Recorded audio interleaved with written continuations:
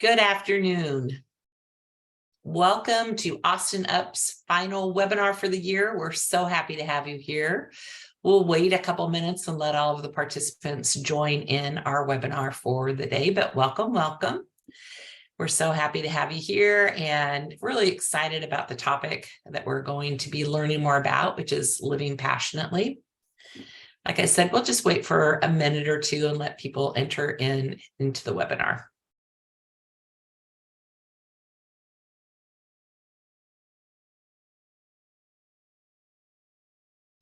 Okay, I think we'll go ahead and get started. My name is Cindy Cummings. I am a volunteer with Austin Up, and I'm here today to help facilitate our last webinar for 2022. Our last webinar is on living passionately, and we're going to have Dr. Karpel here today to guide us through learning how we can live passionately. We're so excited to have her here, and we'll be getting started on her talk in just a couple minutes. I just wanted to tell you a little bit about Austin Up. Let me see if I can get to my next slide here. So Austin Up is a nonprofit, and our vision is basically to make Austin a city that's friendly for older adults. I love our tagline. It's aging. Everybody's doing it. If you're not doing it, the alternative isn't very good. So of course we all do want to age, but we want to age in the way we want to age. And we want to make Austin that great city where aging is fun, exciting, and that treats our older adults with the respect that they are due. So one of the things that we do is we host educational events, and we've been doing seminars and webinars. Of course, we did seminars pre-COVID. We've been doing more webinars once COVID happened. And we host these different events, and they're on all different kinds of topics. They could be from helping you get a job. It could be how to stay in your home, age in place, all different kinds of things. We have been very passionate about helping any older adults who want to get a job, and we've been doing that via seminars and webinars. We just held our last in-person job fair for 2022. And these in-person job fairs are great. It's where we have companies that are looking for older adults and older adults who are looking for work. And it's a matching, it's in person. We've had speakers, we've had some really great hosts. They've been great this year. We've had 4 of them. And then we've had webinars, and all of these webinars actually you can find on our YouTube channel. So you can go there and you can listen to our webinars. They have been about how to find remote work, how to have the right mindset, how to do some basic things like make sure your resume looks good, all different kinds of things. But again, you can go to the Austin Up YouTube channel and you can see a lot of those webinars. Really, the person who has helped fund all this is AARP. We can't thank them enough for their support this past year. We also have been sharing information to older adults about how to stay in their home. One of the biggest things is reducing costs, living costs. And one of your biggest expenses is property taxes. So we've helped older adults with property tax questions and helping them to make sure that they're getting the proper exemptions that they should be getting so that they can reduce their property tax costs. And then we also are very passionate about helping to combat ageism and changing the misconceptions about older adults. So that's Austin Up. Again, we are a nonprofit. We have had many sponsors this past year. This is just a list of some of the sponsors that we had. AARP, of course, was a huge one. My company, Cummings Home Team and Turnkey Transitions, has been a sponsor. We've had many other sponsors who have helped sponsor speakers, helped sponsor locations. You can see them all listed here. We could not have done what we did this year without all of our sponsors. I wish I could read them all, but I have things that are covering them up. Seniorific News, United Healthcare, Buckner Villas, Oasis Senior Living, Family Tree Private Care, Assisting Hands, Home Care, Heavenly Care, Resort Lifestyle Communities, Belmont Village, Longleaf Bee Cave, Brookdale at Home, Ryan, Sedalis, Brush Creek, Muir, WellMed, Carinthia, Texas Senior Living Locators, and Westminster. And then we've had lots of different employment companies, a lot of different companies who've also supported us by paying a fee to participate in our job fairs, and we thank them all. So without further ado, I think I'm going to stop my slideshow, if I can do that here. And Dr. Karpel, we're going to have you come on in. And I will assist you if you're having trouble. Let's see if I can get you to come in. Okay. We're getting all fancy in our Zoom here. There you are. Hi. Hey. Welcome, welcome. Well, we're going to get started here today. I know that you have some slides that you'd like to show, and I just want to let everybody know that there is a place for you to ask questions. If you look down towards the very bottom, you have two different places that you can ask questions. You can either go into the chat or you can go into the question and answer area. If you go in there, I'm going to be monitoring that area, and I'll be asking Dr. Karpel questions as she is going through her presentation. So we're super excited to have you here. Who doesn't want to live passionately? I mean, it just seems like a no-brainer, and we want to have you help us. Well, thank you, Cindy, and thank you, everybody, for joining me today. Thank you for having me. And I'm going to see how to share my screen here. There we go. So I can start my slideshow. It's looking good. We can see it well. Okay, great. I'm going to start slideshow. Here we go. All right. So again, thank you for having me here. And this presentation about living passionately, no matter our age, is based on the book that I wrote with the title, The Passionate Life, Creating Vitality and Joy at Any Age. You know, having a dream and following it passionately, no matter our age and no matter how scary it feels, gives our life direction and meaning. I'm trying to move around the, let's see, here we go.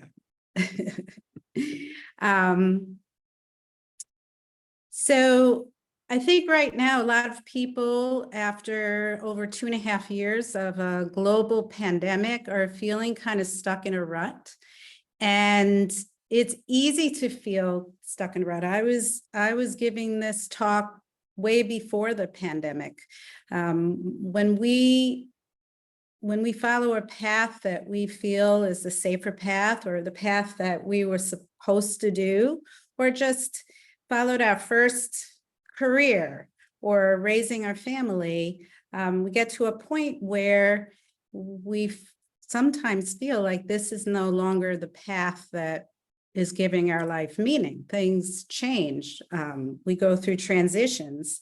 And it's important to realize that that's okay, that we can make changes, that we don't have to stay on the same path we've always been on. And again, after over 2.5 years of a global pandemic, as the author Dave Hollis wrote, in the rush to return to normal, use this time to consider which parts of normal are really worth rushing back to. You know, so many people, I've noticed recently that I have felt this push as well, that people feel like, okay, we've had this, you know, this time where we couldn't do anything, and now we have to race and get back to doing all of the things that we were doing before. And maybe this is a gift. Maybe this is a time to reconsider some of the things that we want to change. Not everything has to go back to normal. This can be a time where we can start fresh. Anytime we have a transition in our lives, we can get to recreate ourselves. Whether the transition is after this global pandemic, whether it's after retirement, whether it's after children moving out of the house, whatever the changes, we can use this time to create something new in our lives. We can use this time to dream again. Very often people have the idea that dreaming is just for young people, that as we get older, we need to grow up and stop dreaming. But really, dreaming is a part of living a passionate life. It's also a time where we can think about, what can we let go of? What have you been doing that no longer serves the purpose that it might have at one time? Are you continuing this path out of habit, fear of change? Do you feel a sense of obligation, or do you believe that you're supposed to be doing it? And so you have to continue on that path. We need to be able to let go of things that no longer serve us in order for us to make room for joy. Even those minor obligations or the habits that don't feel right anymore can cause us to feel stress.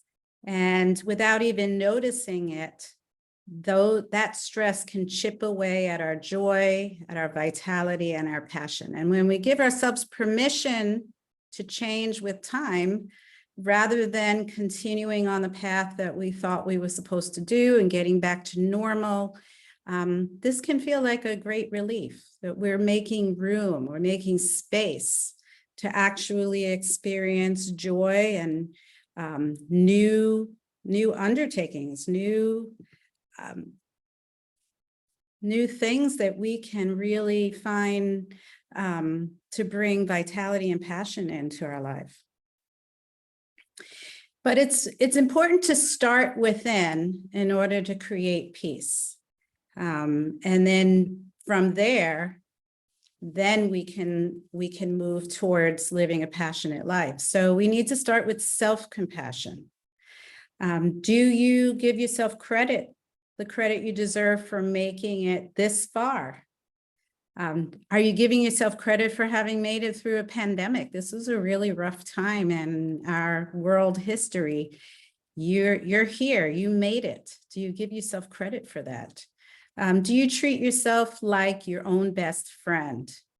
Or do you berate yourself? Do you feel like you haven't done all that you think you should have done by now? If you are berating yourself, you're going to block your own way towards living a passionate life and toward living the life that you want to live. There's no benefit in berating yourself. Dr. Kristen Neff, who is actually a psychologist and a researcher right here in Austin at the University of Texas at Austin, her main field of research is self-compassion. And she's written several books about it. She was actually on my radio program, which I'll mention at the end of this talk, discussing one of her books about self-compassion. And one of the things that she suggests is throughout the day, put your hand on your heart and take a breath and ask yourself, what do I need to do for myself right now? What do I need to do for me right now? And imagine what you would say to yourself if you were advising your best friend, because really, you really need to be your own best friend. And she also suggests making time throughout your day to stop doing whatever you're doing and take a slow breath. You can find ways to relax throughout the day, such as spending time in nature, listening to relaxing music, gardening, drawing, painting, or just letting yourself be. This is really important to have this quiet time in order to dream and think about what it is that you want to reach for next in your life. What's the next step? You can't do that if you're always busy. It's important also to pause and relax to deal with stress.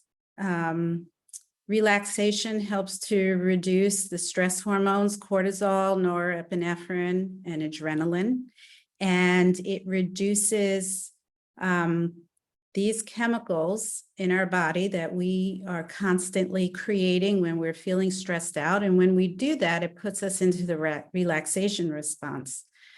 It helps us to prevent discouragement. It helps us to prevent depression.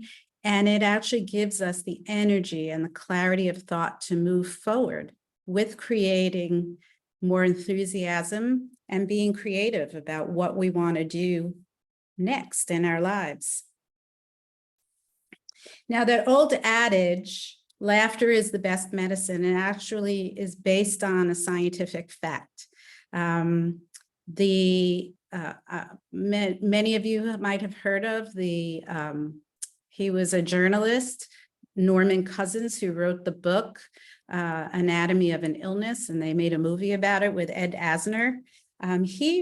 He wrote about his journey with very painful, incurable disease.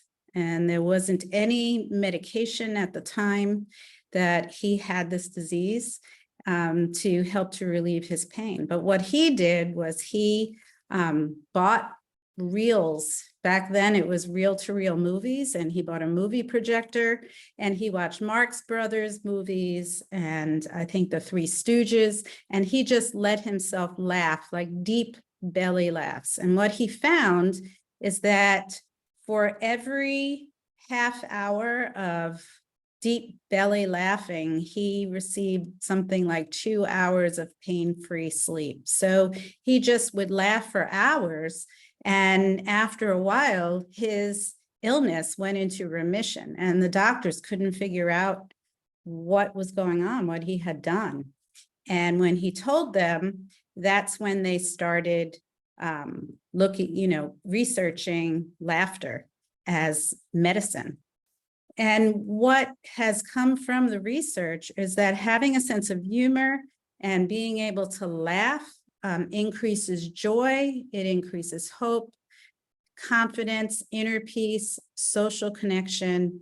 It reduces stress and helps us to attain an optimistic perspective about our own life. But it also, as I mentioned, reduces actual physical pain.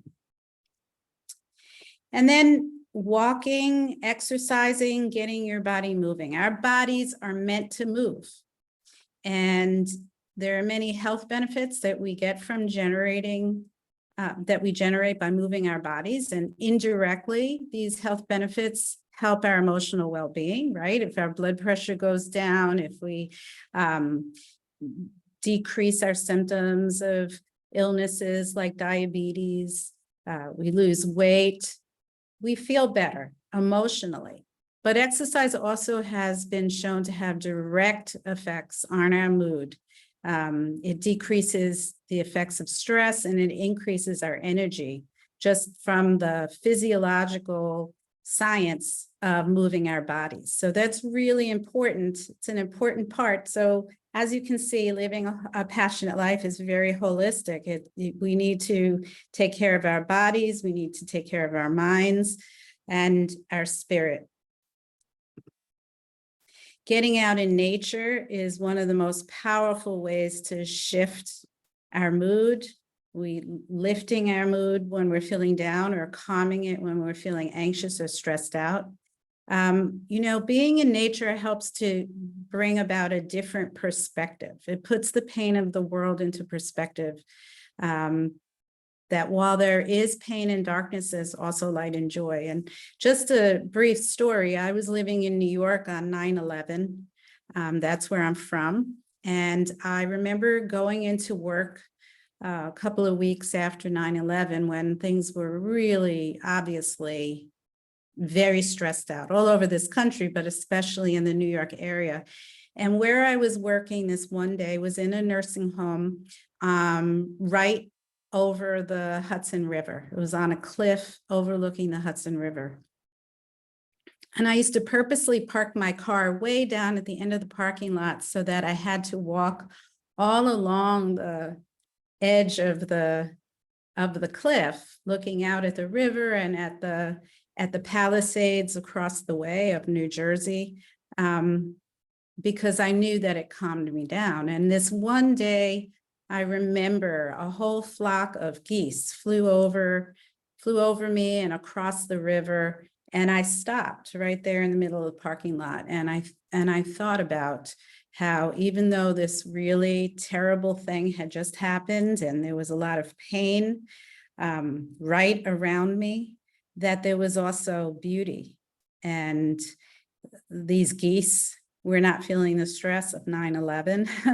The river was flowing as it normally did, and it put things into a different perspective. It didn't take away the pain, but it helped to bring light and joy. And that's one of the things that I've really discovered on my own journey of living a more passionate life is that pain can coexist with joy. That even though life is full of pain, loss, sadness, grief, that's all a natural part of life. So living a passionate life doesn't mean that we eliminate that. We can't. That's a part of life.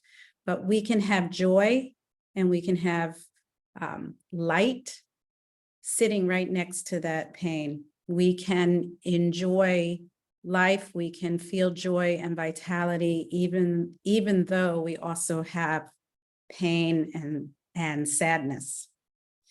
So that's a really important part of the journey, is understanding that.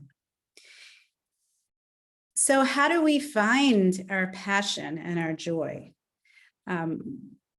We need to open our heart. We need to open the doorways within us to clearly hear what our heart tells us is our passion. Spending time in meditation. Meditation doesn't have to be some way out experience. It can just be sitting and focusing on our breath.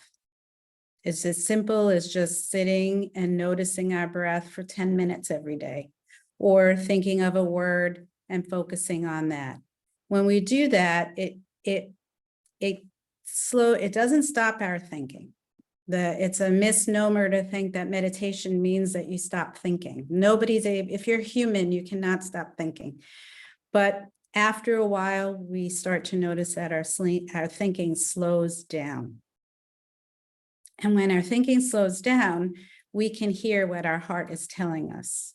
Our heart whispers to us. And when we slow down, we can hear the whispers. Also engaging in creative behaviors, even if that isn't your passion, even if painting or drawing or singing or listening to music, playing an instrument, dancing, even if that is not our particular passion, our dream, engaging in those creative behaviors opens us up to notice what our heart really wants to do. And be curious. So embrace childlike openness in order to find what feeds your soul. Be curious, explore. It might be helpful to write a journal, to keep a journal and write down what lights you up. What do you enjoy doing? It could be all kinds of things. You can have a long list of things that are very different from each other. But all of those are important in your life because they light you up. You can write down in your journal, what do you want to create in your life? Why do you want to follow your passion? What are the reasons that you want to follow a passion? And how might your life change if you follow a dream that's been calling to you? Maybe you know what's calling to you, or maybe you're just exploring. The exploration of finding the things that are your passions or your dreams is just as exciting as actually following your dreams. So when I finished graduate school and started working, I was living my dream. I wanted to be a psychologist, and now I was there. And then suddenly I started waking up in the middle of the night, feeling like I wasn't doing everything that I was supposed to be doing.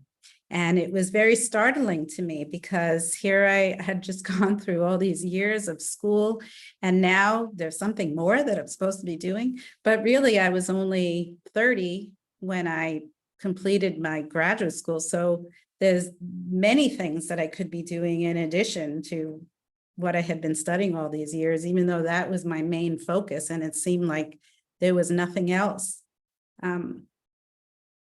So at first it kind of scared me that I was having these feelings like there was something more. And then I realized that I was on the edge of finding more exciting things that I wanted to do. Didn't mean that I wasn't going to continue being a psychologist, but that I had been studying for all these years to do. but I wanted to do more. I wanted to create in some way. And I didn't know what it was that I was going to do. But I became excited about it. The journey became exciting. I started exploring. I started trying new things.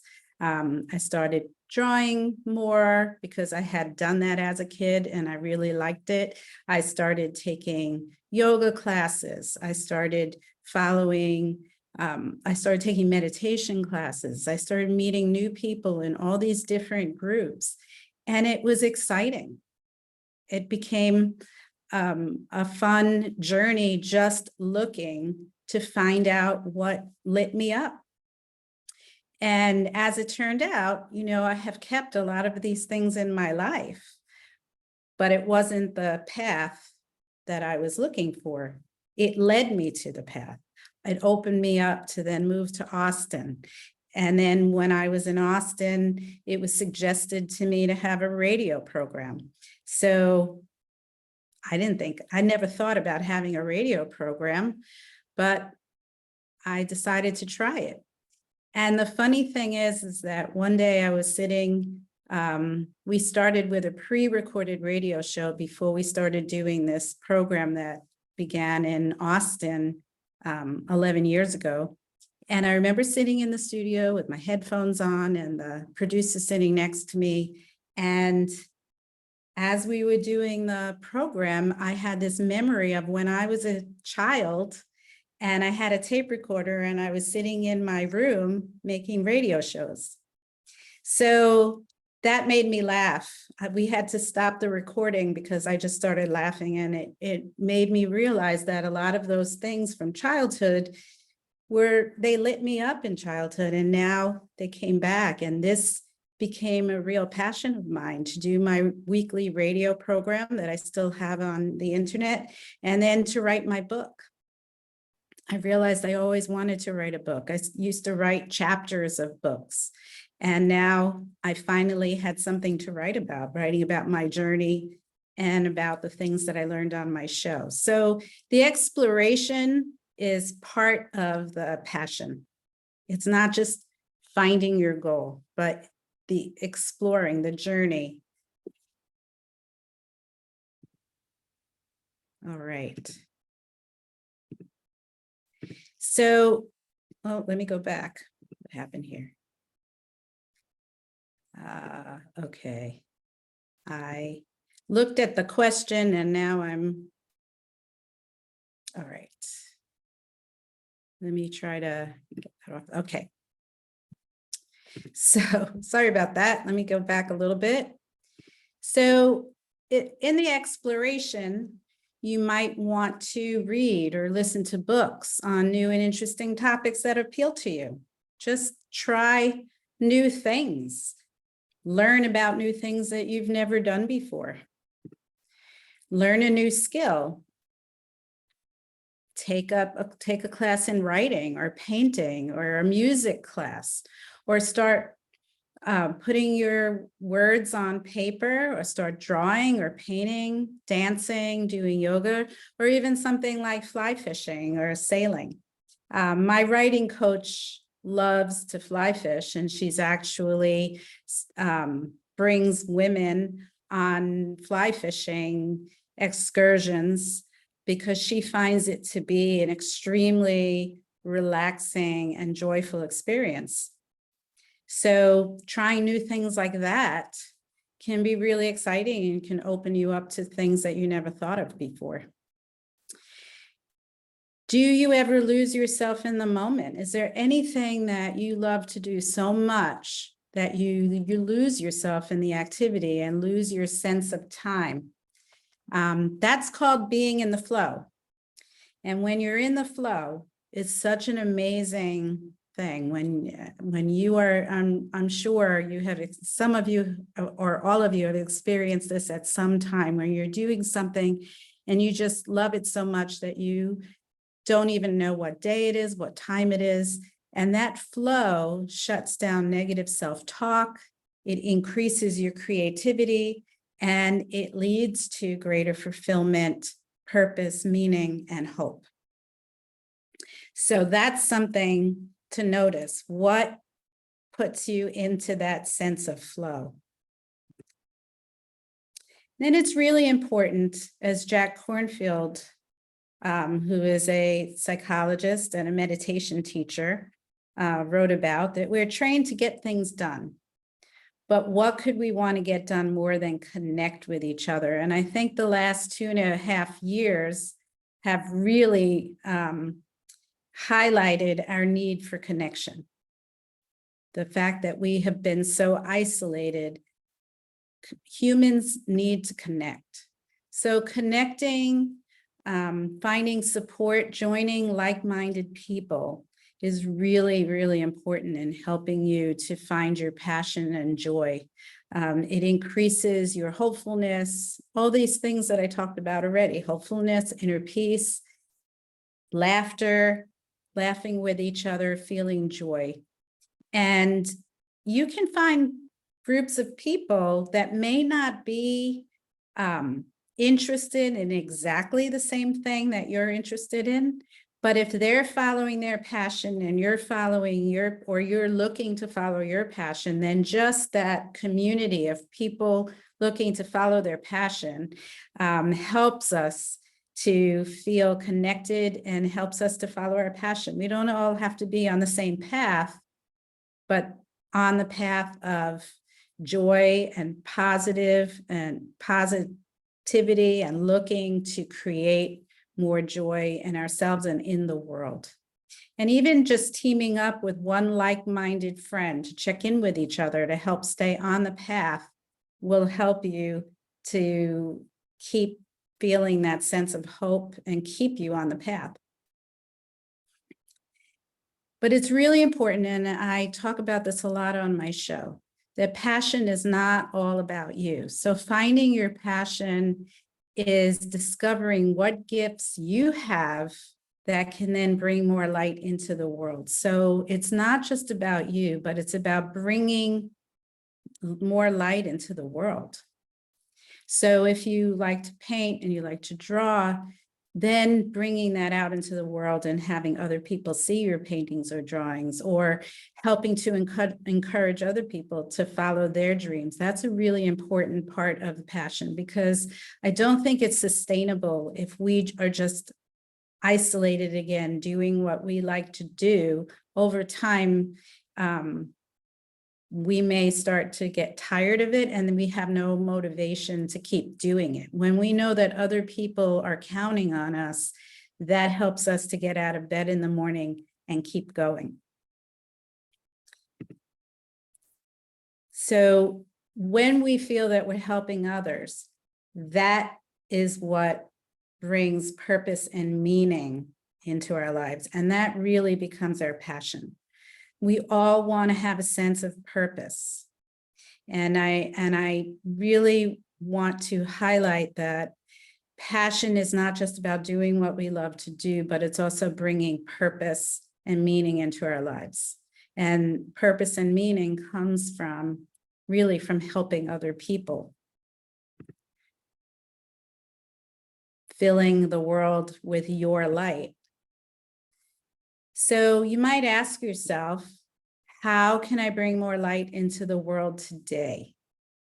How might you help someone you know or someone you don't know? Sometimes it's a phone call or a smile to a stranger. I've heard stories of people who were feeling really so depressed that they were about to take their own lives, and a stranger smiled at them. And that's what it took for them to decide to keep on living. So you don't know what your small gift of a smile, a phone call, any sort of generous act, you don't know what that can do for another person. And think about organizations that you find working on issues that are really important, that are helping people. It's not possible really to sustain passion without having compassion for other people. That's a really important part of this whole process, having compassion for ourselves, having compassion for other people, And over the last 2.5 years, what I have really come to see is that sometimes our passion really is all about that. It's not just about doing fun things, but it's about helping other people who are struggling, who are having a harder time than we might be.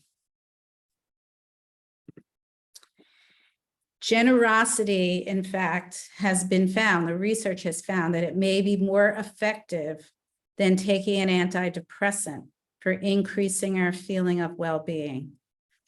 And the research shows this. It can increase mood, feelings of self-worth, ability to learn, our memory, our sleep, and our health, just by being generous and compassionate to someone else.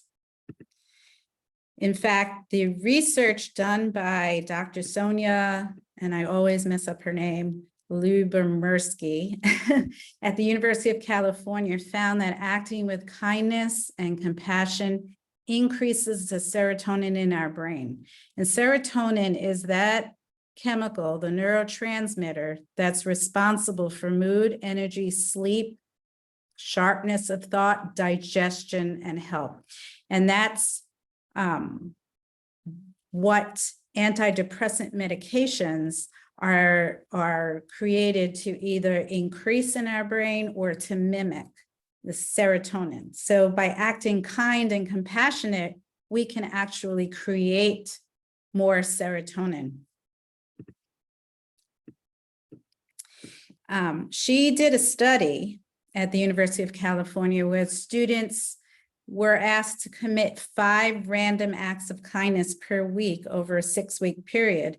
And at the end of the study, the students were found to have an increase of 41.66% in their own levels of happiness, just by committing active, random acts of kindness. Now, kindness doesn't just affect the person that you're helping or the people that you're helping, and it doesn't just affect yourself, but it also improves the health of people who observe your acts of kindness. And that's been called the Mother Teresa effect. And that's the reason it's called that is because there was a study where the participants watched videos of Mother Teresa helping other people, you know, with all of her acts of kindness. And it was found that the people in the study observing these videos had an increase of immunoglobulin A, which is our natural, immune fighter. Those are the cells that keep us well, keep the diseases away, keep viruses away, that just by observing other people behave kindly. It's also called the elevation effect. So the elevation effect is that feeling where our heart expands. We feel like our heart is expanding when we might watch on YouTube videos of people helping other people, helping animals. When we have that full feeling in our heart, we feel inspired to then behave generously and with compassion to other people. And that's called the elevation effect. And I write about that in my book, a story where I was sitting in an Italian restaurant in the Bronx, visiting my mom, who lived down the street, and it was a cold day and it started to snow. And there was a gentleman who came into the restaurant. He had just been shopping and the streets were getting very slippery. And he asked the owner of this pizza shop, basically, if he could have the phone number for a taxi because he lived up the hill and he thought it would be too slippery. And it was the restaurant was full. There were a lot of people there and we all could see what was going on. It was small and right in the center, this discussion was happening. And the guy was calling on his phone to call the taxi service. And at the last minute, the owner of the restaurant came out and said, hang up the phone, my brother's going to drive you home. and the whole restaurant became quiet and everybody started smiling. And I remember feeling like I couldn't even eat because I felt choked up. Like we all had this feeling of elevation. I imagine everybody else felt the same way. And we all felt, we didn't know each other, and we all felt suddenly close to each other because we had observed this wonderful thing. And the guy's brother came out and drove this stranger home. And so it's really an amazing feeling when we help other people and when we observe other people helping other people. So volunteering, joining a group to help other people, joining an organization helps with our physical and emotional well-being, as well as the health of our society. And the payoff for this is immeasurable. We become close to the people. We have that social connection, the people in the organization. We might even become close to the people that we're helping. And we have these amazing health benefits from this volunteering effect. The endorphins, those are the natural mood elevating and pain reducing chemicals that we produce. You might have heard of the runner's high when people start feeling really happy and joyful and the pain is reduced by running or exercising. Those endorphins are also produced when we engage in acts of generosity. And volunteering has been correlated with decreased symptoms of stress and better sleep. And this has been named the helper's high. So passion is purpose, whether we're following an artistic or musical talent and bringing it to the world, organizing to make changes in our community, volunteering to help our neighbors in need, or making a point to commit random acts of kindness. So, and this brings me to a point where quick point that I want to make. Living a passionate life doesn't necessarily mean changing your whole life and moving to a new place, starting a new career. It doesn't have to be that. It can be that, but it doesn't have to be that. And it looks different for everybody. And it's definitely going to look different for somebody who's 35 versus somebody who's 95. It can be small things throughout the day, acting with kindness, doing something creative, trying something new, meeting new people, getting together with like-minded people. It could be as simple as that, or it can be following a big dream. The rabbi, Naomi Levy, wrote, "All throughout your life, your soul's been tugging at you. The next time you feel a tug, don't let it slip away from you and ask yourself, what was that? Reach for it, let it in, grab on." So we need to quiet ourselves down, as I said earlier, and listen to what is it that our soul, our heart is telling us we want to do. Now, I want to mention that when you're living with passion, when you try new things, there are going to be critics. Don Miguel Ruiz, who wrote the 4 Agreements, said, "Don't take anything personally. What others do is a projection of their own reality, their own dream." There are always going to be critics. Some of them are people who really care about you and are worried that you might be making a mistake, or they're worried that your new path might mean a different relationship with them, or it might make them feel jealous or worried that now they have to change in some way. So it could be well-meaning people in your life who are close to you, or the critics could be people who hardly know you, who are looking at you from a distance and making judgments for their own personal reasons.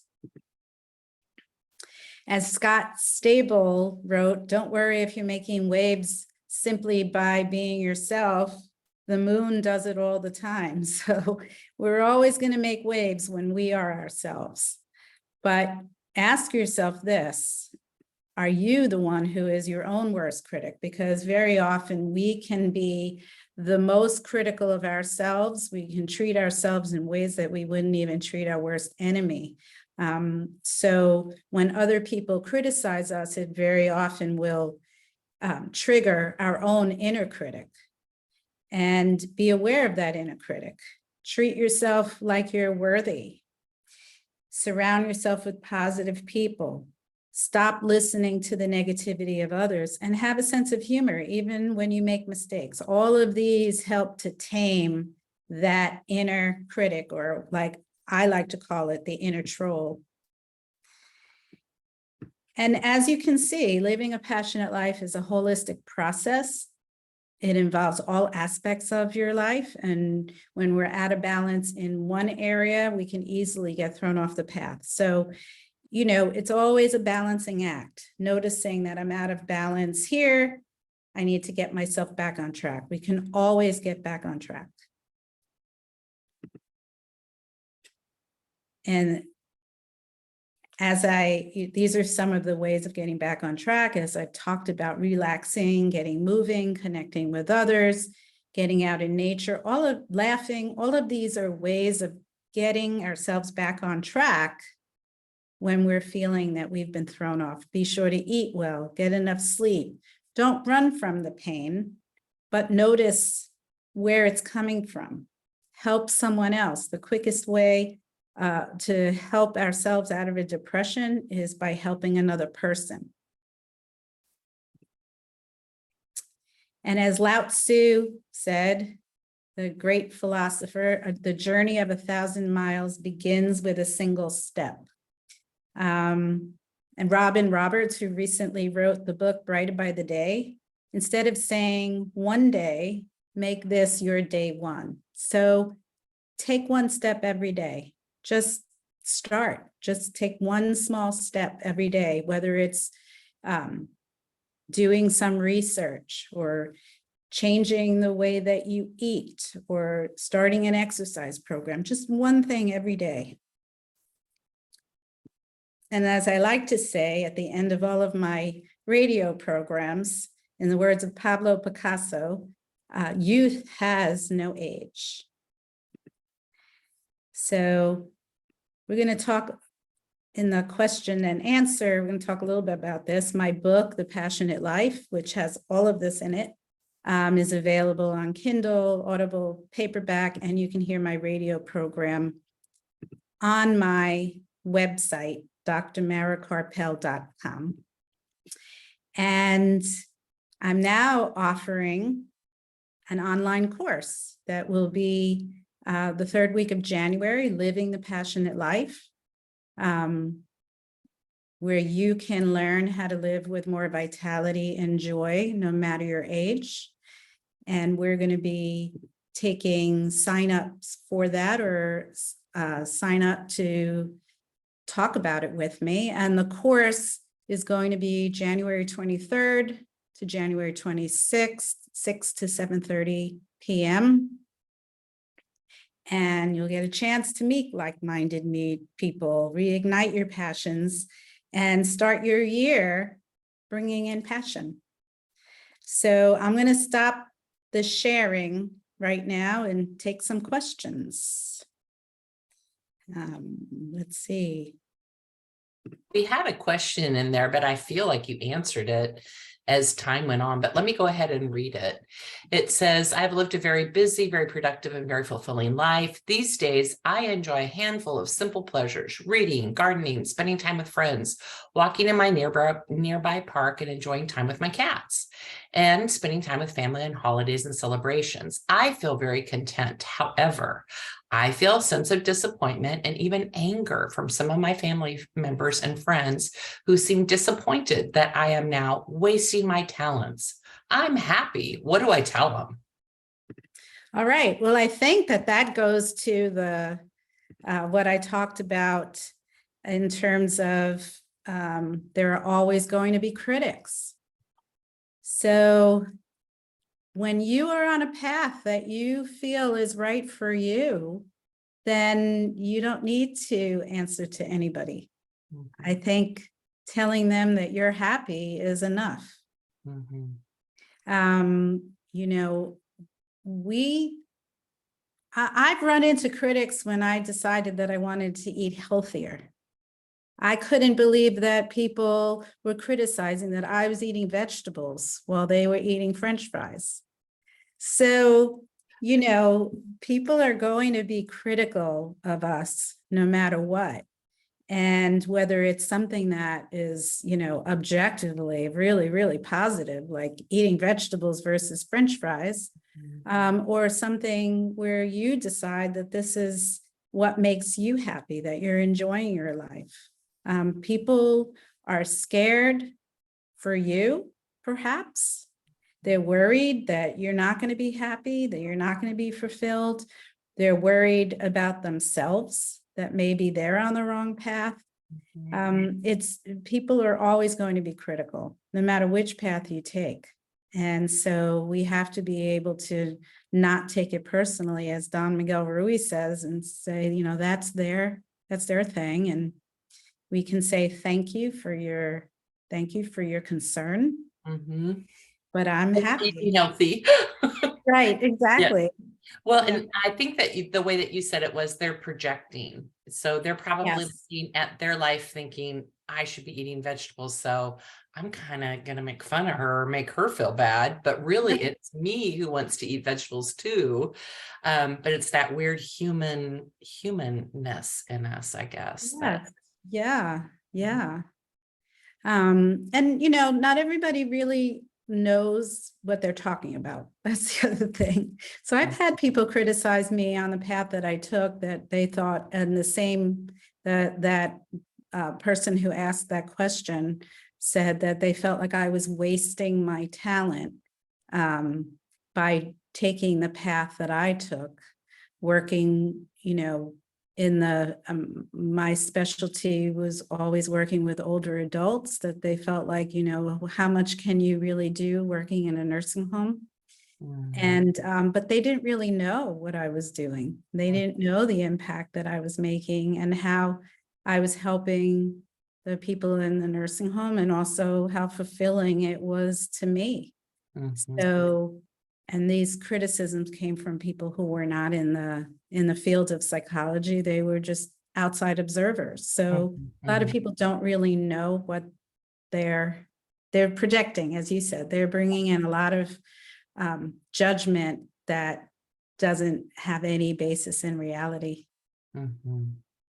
Are you seeing a big difference from COVID to where people are really struggling more, you know, to find their purpose because they were cut off? So are you seeing more and more people kind of say, I don't know what the purpose is here? What's, you know, because I found that really during COVID, during like the you know, the real severe lockdown where people were really isolated.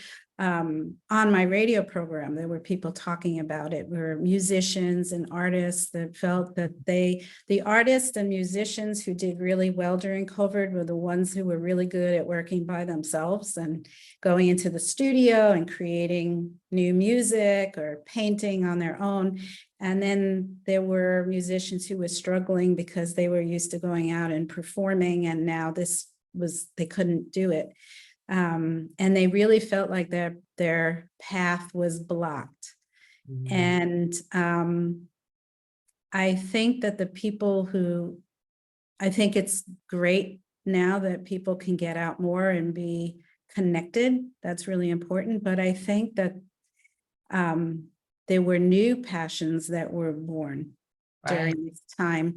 And also, as I mentioned, the passion to help other people. There are people who were volunteering at food banks for, you know, all those people who had no income coming in during that time and needed food. Just being able to help other people.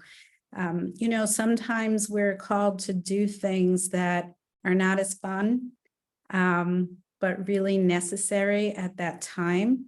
And they can create new passions for us that we really decide that we love doing this. And And those passions could be temporary just during that time. Some people found that it was a new life path. I wanna, you hear about people who are injured and then they go through physical therapy and they decide to become physical therapists themselves. So that can become a new life path. But yeah, there are a lot of people who really felt blocked and, struggled with this, finding a way. But I really think that we need to be creative in how we look at what is our passion.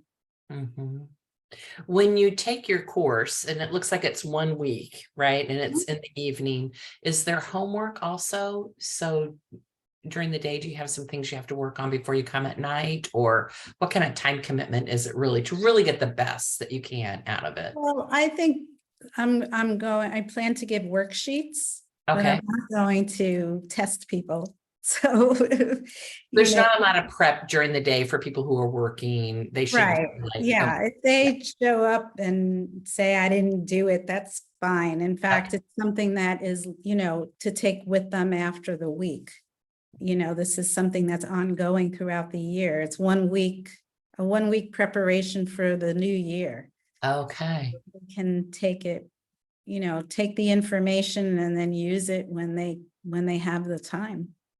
Have you done something like this, similar to this before? And what kind of feedback have you gotten from people who did it when they look back? Hey, that January set me up for June. This happened in June. Or this is a brand new undertaking. We are launching this. I've been working on it for a long time. I've been saying I'm going to do this for a long time, and now I'm finally going to get it done.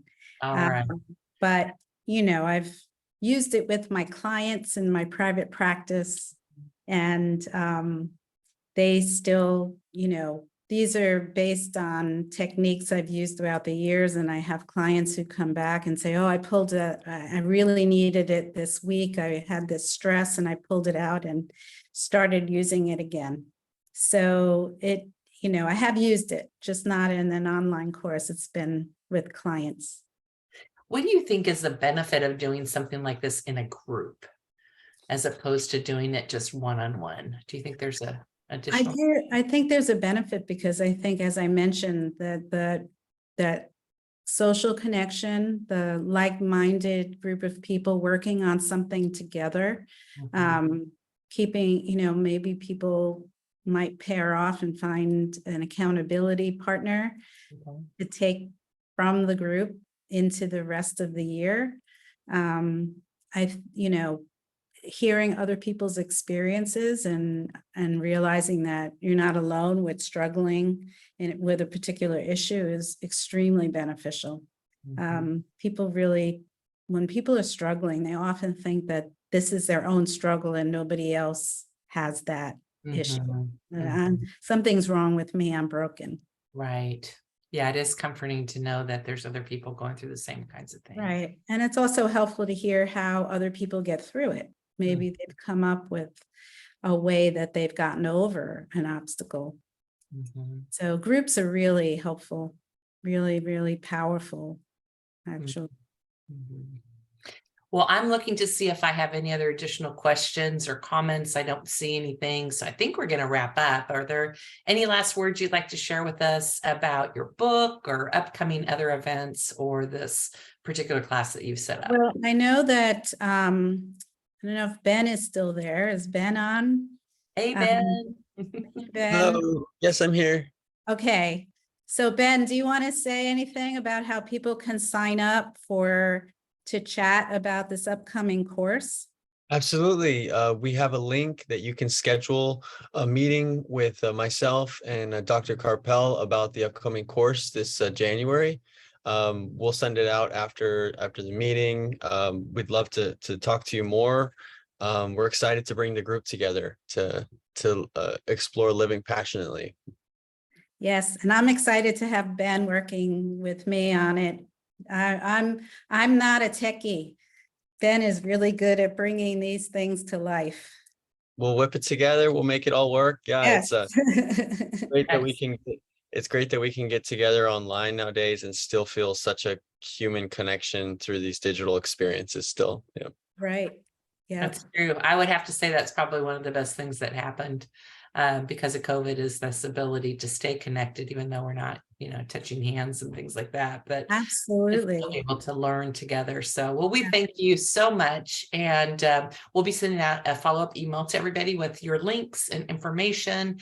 And anybody else, should just feel free to reach out to Austin Up. We're happy to answer any additional questions or to get you connected to Dr. Karpel. Right. And people can find out about my weekly radio program that's on the internet and about my book at my website. So exciting. You have a book. That's so wonderful. Woohoo, you did it. And it's available on Audible as well. That's awesome. So Exciting. Well, thank you for taking time today to speak with us about how we can learn how to live passionately. We really appreciate it. thank you. Everybody in 2023. All right. Bye-bye. Thanks. Thank you.